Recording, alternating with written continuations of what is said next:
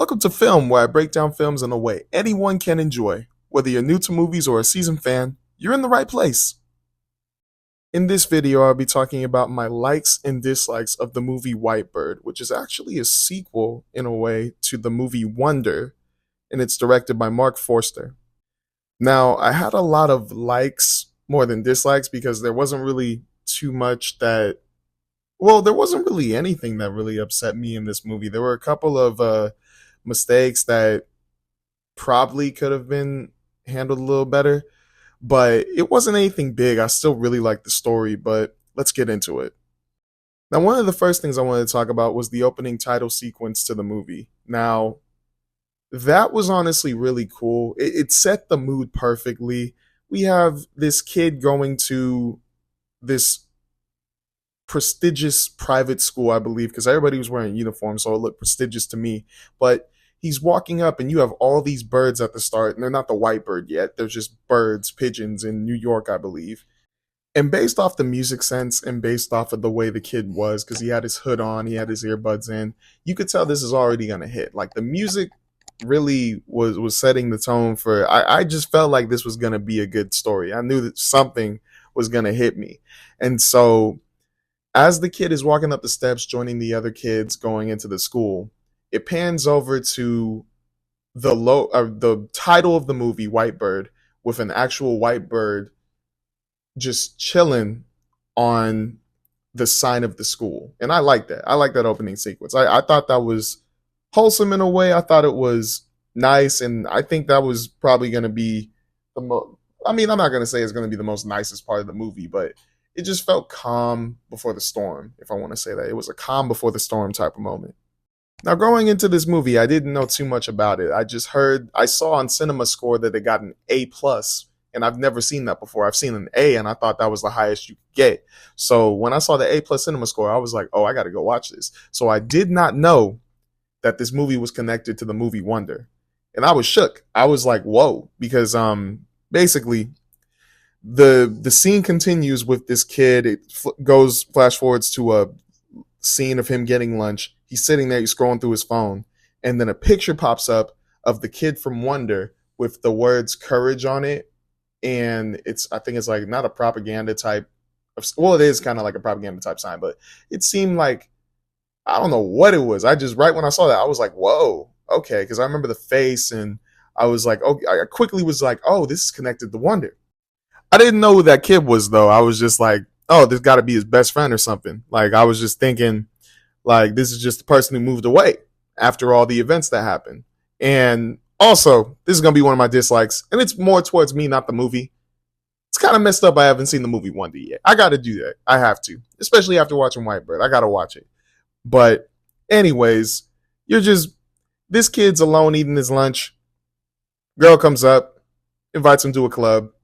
He's kind of an a-hole about it, just shoves her off in a way, and then just ignores everybody. Then he goes home, and then this is when it even makes even bigger connection to Wonder. Goes home, his grandmother's there. She asks him how his day goes. Not really well. He's saying that he's just going to try to stay away from people, this and that. And I was like, well, why would he do that? And then she says, because I think he said that he just went away, and she got a little annoyed, and he said like, well, you were kicked out of school for bullying a boy. And I was like, oh, he's the bully? He was the bully from Wonder? And I was like, oh shoot. So this made me a little more interested in the movie, and I was wondering what was going to happen. So then she sits him down, and I guess she's trying to find a way to cheer him up in a way. And she starts telling a story. And this is when the movie, like the whole main point of the movie starts, her narrating her story. We continue on with the story, and now she's telling this little boy who was the bully in Wonder about the kindness she received when she was a little girl living in a French village during World War II.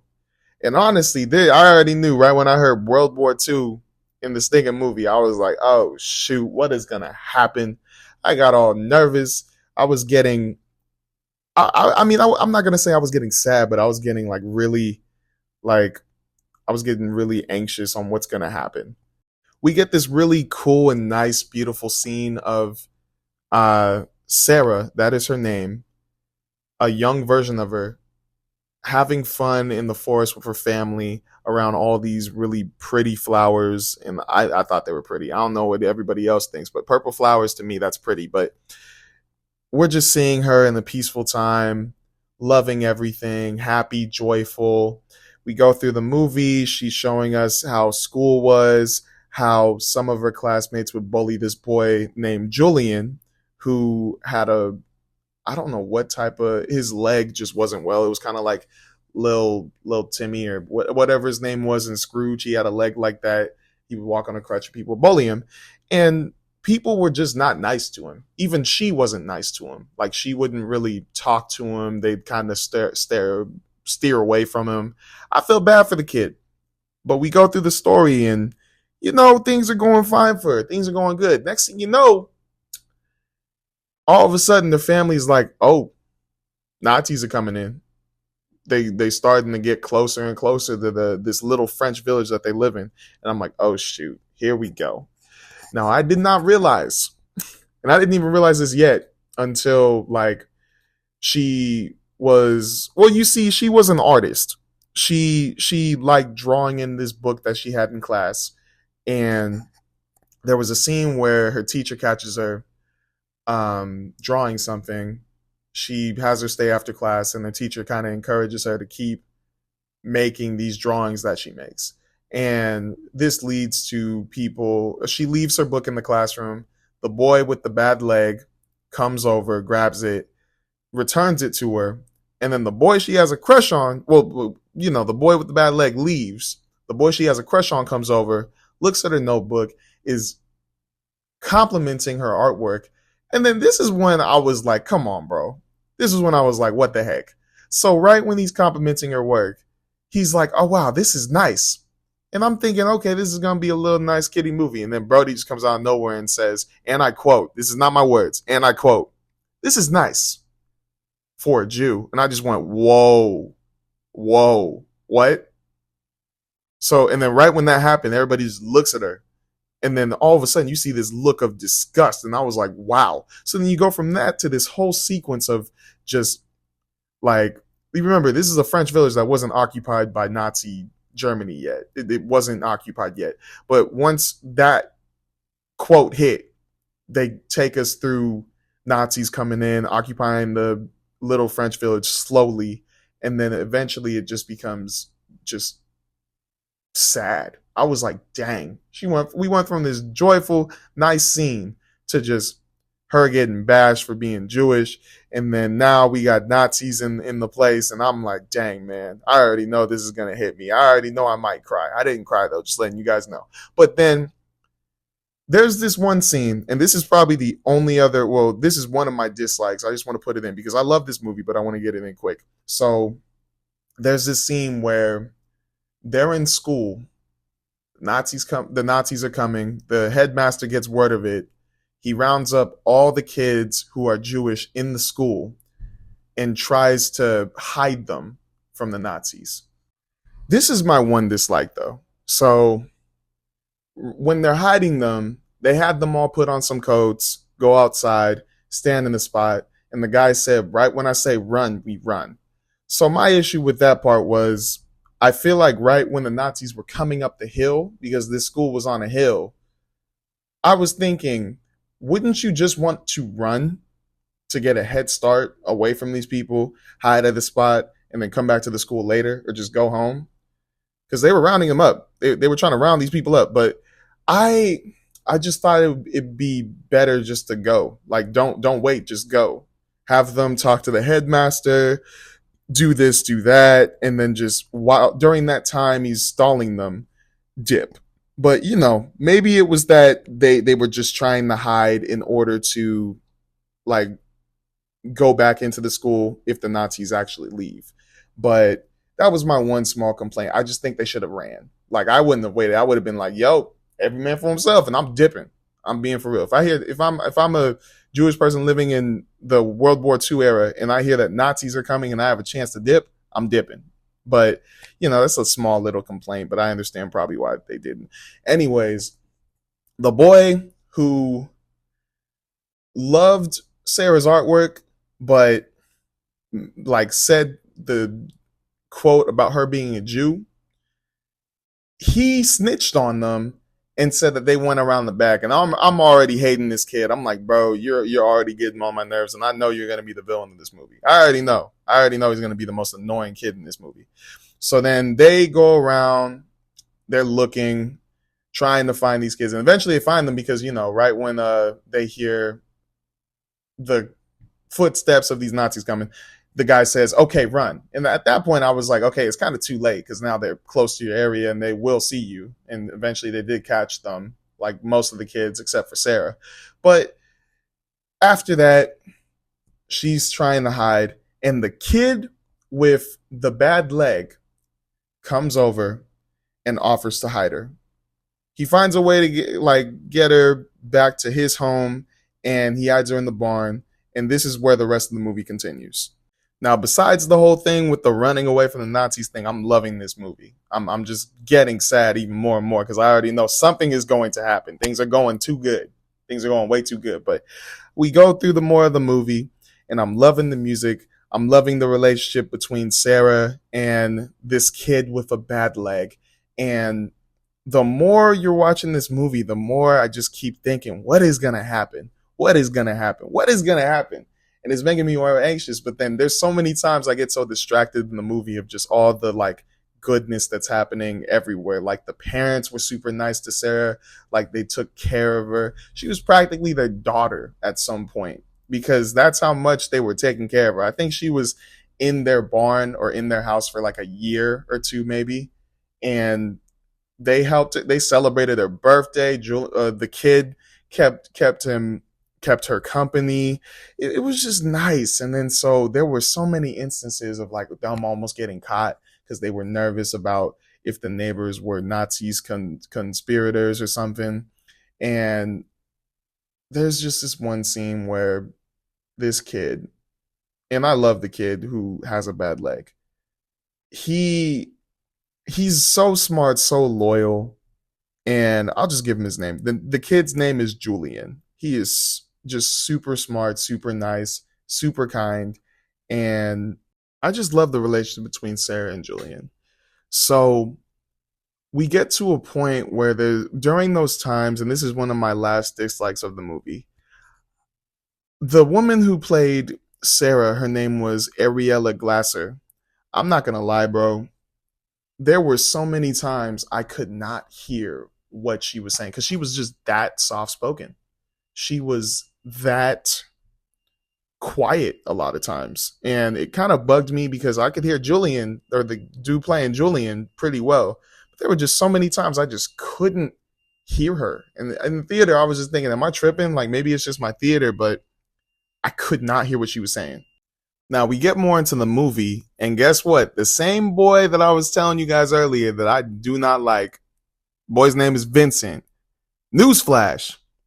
He becomes a Nazi conspirator. And I'm like, really? I didn't see that coming. He snitched on those kids quick. He didn't even hesitate. He was like, oh, they in the back. So I knew he was definitely going to become a Nazi. So him and his friends, the classmates that he had, they start doing the bidding of the Nazis, helping out with searches, questioning people for anything they did. And they become even more like, they become worse bullies than they already were. So there's a scene where Julian does something and it makes the boy Vincent suspicious. So he follows Julian back to his home and starts searching the barn.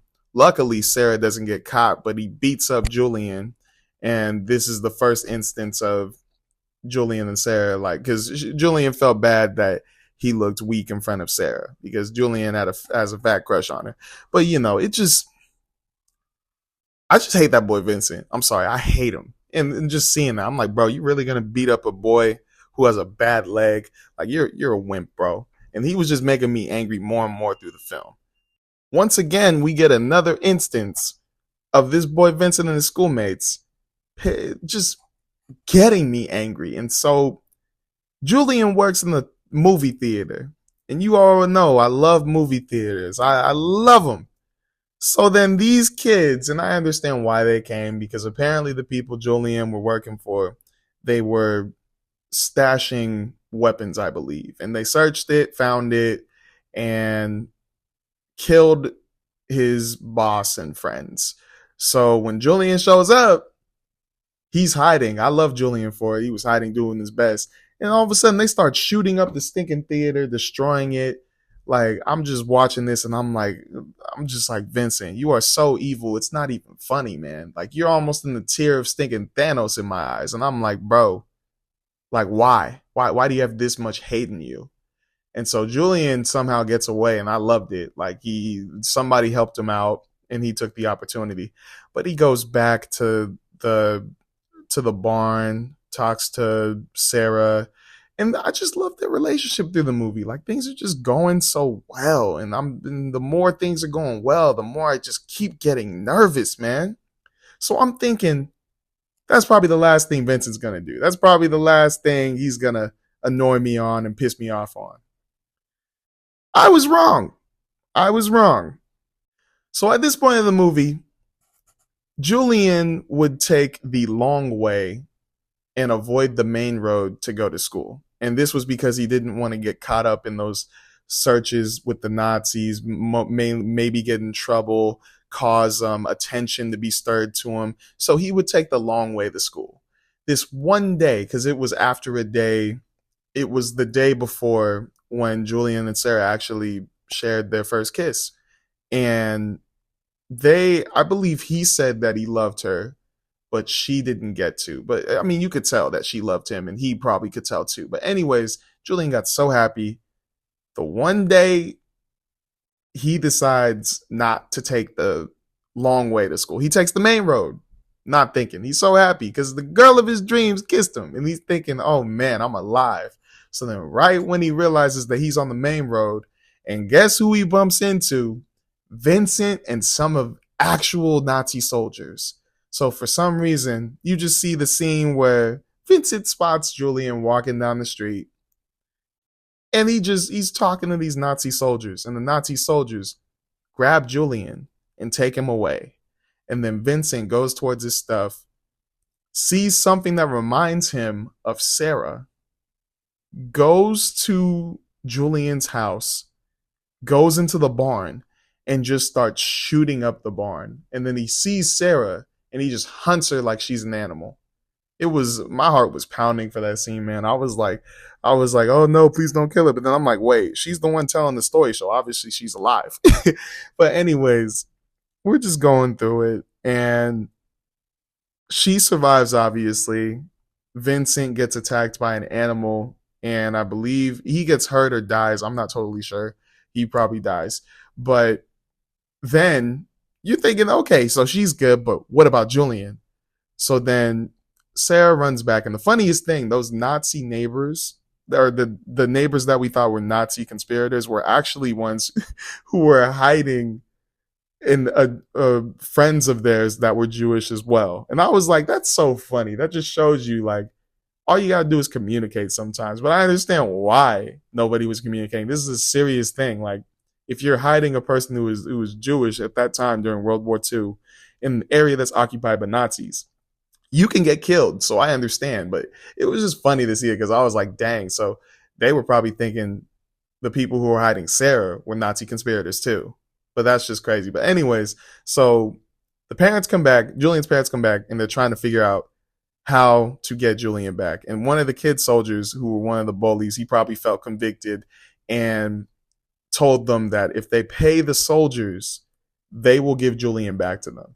So they ride all the way out. They're trying to find Julian, and the people who were caught and who were being marched, I believe, to their death, they hatch a plan to just dip. They're in this forest. They decide to just run. And I'm like, oh boy. So they start running, and Julian just has to go with it because he's like, I can't just stand there. They're going to shoot him no matter what. So Julian starts running, and he sings this song that they were singing throughout the movie. And it was a song, I want to call it the White Bird song or something, because whenever they sang it, a white bird would appear.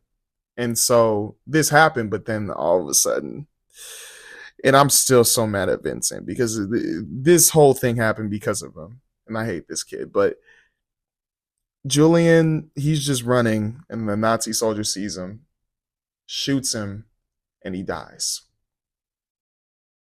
Yeah, I was just choked up. I didn't cry, but the people who were in my theater, they started crying, and it made me want to cry because I was like, "Dang, man, he was such a good kid." And the fact that that happened, I was like, "Oh my gosh, that sucks. That really sucks. He didn't deserve that. He really didn't deserve that." And so the mom finds out what happened because they heard the gunshot when they got there, and they go back and they tell Sarah, and that was the most gut wrenching scene, just to see her cry and to see the parents cry, and it was like, oh man, bro, I just felt so bad. We are now towards the end of the movie, and there were some points through the movie where we get or video of Sarah as the grandmother to the bully, talking to him and letting her know, or and showing us that, like reminding us that this isn't the actual time. So after we finish off at the point where Julian dies and everybody's sad, this is what shook me because they didn't give the bully's name until after this part. She finally name drops the bully, and his name is Julian. And I just went, oh my gosh, this kid's name is Julian. And then the camera switches to him, and he's crying, he's bawling his eyes out, and I'm like, oh man, that makes me more even want to cry. I'm like, dang, this is deep. And so she says something super encouraging to him, and this totally, you can tell this is totally going to change him. And it's pretty much just a lesson on kindness. It's just a, like, don't just not be you. Like, definitely don't be a bully anymore, but just be somebody different, be somebody better. Don't just shut yourself off from the world. And I love that. I love that because you can tell the next scene he goes back to school, and he's nicer to the girl. He helps out a person who gets pushed by this bully that's at the school, and you could tell this transformed him. And I just love that. And then Sarah gives this big, huge speech at an art museum where she was presenting something, and it was powerful. I was like, wow, this is good. But this movie, it was just so good, man. Like, there was so much to like. And I'm just sad that Julian wasn't alive to see it. I do love the scene where, when she finishes talking, when Sarah finishes giving that speech in the museum, they show, and obviously he's not there, but they show Julian in the crowd, and he's just smiling. And this is when everybody in my theater just started crying. You're just hearing sniffling. You're hearing like, and I'm like, oh man, this is hitting. This is hitting in a different way. But that movie, that it was such a good movie, man. Like, I'm not gonna say the cinematography was crazy. It was just the story was so good, and I don't know. Obviously after finishing it, I got to see Wonder, but I'm just trying to figure out a rating for it because I loved it. But man, I gotta give it a 7 out of 10. Loki, a 7 out of 10, because just that one scene where they could have ran and just went for it. It just annoyed me a little bit too much. But everything else about this movie, I just loved everything. I love Julian and Sarah's relationship. Even though he was making me angry throughout the whole movie, I loved the kid who played Vincent. I know, sucks to say. I loved the parents on both sides, Sarah's parents, Julian's parents. I loved so many characters in this movie, especially the older version of Sarah. Her narration on point was almost like what's his name? It was almost like Lawrence Fishburne's narration, like how good I thought it was in Megalopolis. But I'm gonna give it a 7 out of 10. It was such a good movie, and I highly recommend you guys watch it. I liked this movie more than I disliked anything. Like I said, only had 2 dislikes, but you guys need to watch it. It's out right now. I don't think it had that much good promotion, but go watch Whitebird. It was really good. If you want to watch a good story, watch Whitebird. And The Wild Robot. I'm always going to plug The Wild Robot. I love The Wild Robot. I'm probably going to plug that movie for the rest of the year. But anyways, guys, I'm your man, Film. Make sure to like, subscribe, and follow so I can keep pumping out these videos. And I'm going to see you later.